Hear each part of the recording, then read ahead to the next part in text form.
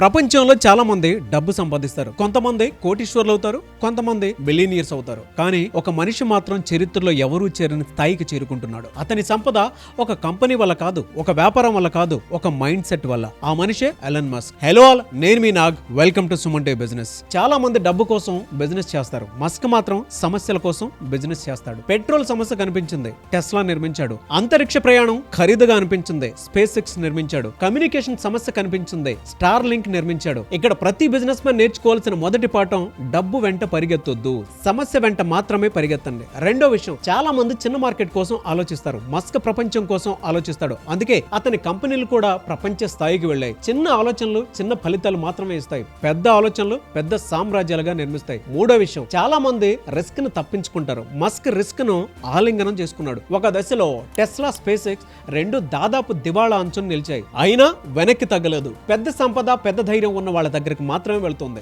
నాలుగో విషయం, మస్క్ ప్రతిరోజు నేర్చుకుంటూనే ఉంటాడు. రాకెట్ సైన్స్ చదవలేదు, కానీ నేర్చుకున్నాడు. కార్ ఇండస్ట్రీలో లేడు, కానీ టెస్లా నిర్మించాడు. నేర్చుకోవడం ఆపిన రోజు ఎదగడం కూడా ఆగిపోతుంది. ఇక్కడ ఎలన్ మస్క్ మనకు నేర్పింది ఒకటే, కోటి కోట్లు సంపాదించాలంటే ముందు కోటి కోట్ల ఆలోచనలు ఖచ్చితంగా ఉండాలి. పెద్ద సమస్యలు చూడాలి, పెద్ద కలలు కనాలి, పెద్ద రిస్కులు కూడా తీసుకోవాలి. ఎందుకంటే సంపద బ్యాంక్ అకౌంట్ లో పుట్టదు, సంపద ముందుగా మనిషి ఆలోచనలో పుడుతుంది. బాగా గుర్తుపెట్టుకోండి, మీరు ఈ రోజు ఏ సమస్యనైతే పరిష్కరిస్తున్నారో అదే మీ రేపటి సంపదను నిర్ణయిస్తుంది. మీరే ఉంటారు, కింద కామెంట్ బాక్స్ లో పోస్ట్ చేయండి.